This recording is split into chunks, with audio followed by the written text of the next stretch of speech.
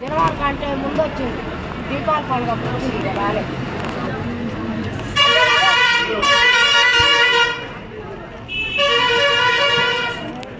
సహాయం చేయాలనే భావనతో గౌరవం వృత్తిలో ఆర్థిక సంపాదన నీ బ్రతుకు లేవు 10 మందికి సహాయం చేసే ఆలోచన ఓన్లీ డాక్టర్ వృత్తిలోనే వస్తుంది బిడ్డ అని 10వ తరగతి నుంచి ఇంటర్ చదివే రోజులలో ఇంటర్ లో బైపీసీ లో జాయిన్ చేసినప్పుడే ఈ మాటలు చెప్పినాం.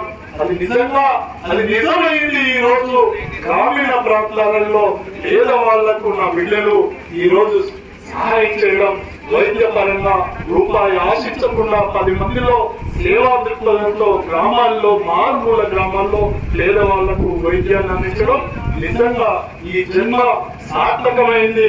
ఈ మానవ జన్మ ఇక్కడికి నెరవేరుతున్నా. ఏదైనా ఇది నా గ్రామం కాదు, నన్ను నేను డబ్బా కొట్టుకోవాల్సిన అవసరం లేదు, రేపేదో కావాలనే ఆలోచన కూడా లేదు. నా తల్లి సాక్షిగా చెప్తున్నా, మానసికమైన తృప్తిని పూర్తిగా ఇచ్చింది. ఈ క్షణానికి ఇక్కడ చనిపోయిన కొన్ని వేల కుటుంబాల్లో ఫోటోలు ఉన్నాయి, కొన్ని వేల గుండెల్లో ఈ మొగ తీరాలు ఉన్నాయి. నా బిడ్డల్ని వెలిగించారు.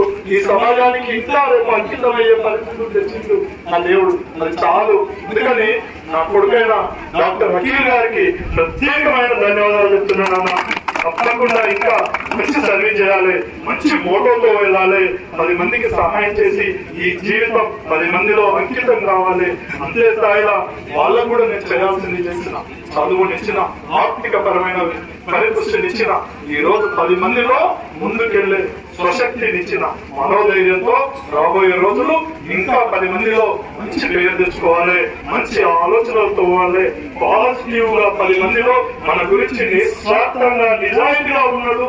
ఈ మనిషి చనిపోయిన తర్వాత కూడా మన చర్చ ఈ ఘట్టమైన కొన్ని తరాలు నడవాలి నాన్న, దానికి మనం అంకితం కావాలని చెప్పి నా కొడుకు చెప్తూ, మరి మా కొడుకును కూడా ఈ సందర్భంగా మీరందరూ ఆశీర్వదించాల్సిందిగా, ఈ కల్వకుర్తి నియోజకవర్గంలో ఏ గ్రామంలో ప్రతిజ్ఞాప జరిగినా రాజకీయాలకు అతీతంగా, గ్రూపులకు అతీతంగా, నిస్వార్థంగా అక్కడున్న గ్రామ పంచాయతీలు గాని, యువకులు గాని, పెద్దలు గాని, ఇది కేవలం కామినేని హాస్పిటల్స్ గాని, ఉప్పల చారిటబుల్ ట్రస్ట్ గాని నిస్వార్థంగా 10 మందికి సహాయం చేయాలి, పేదవాళ్ళ వైద్య పరంగా ఆదుకోవాలి, మారుమూల గ్రామాల్లో ఉన్న పేదవాళ్లకు కనీసం కొంతమైన జీవితాన్ని ఇవ్వాలనే ఆలోచనతో ఈ వైద్య శిబిరాలను 1 నెల రోజుల పాటు ప్రతి రోజు ఒక గ్రామంలో వైద్య శిబిరాన్ని నేర్చుకుని ప్రణాళికలో చేయడం జరిగిందని ఈ సభాముఖంగా తెలియజేస్తున్నా.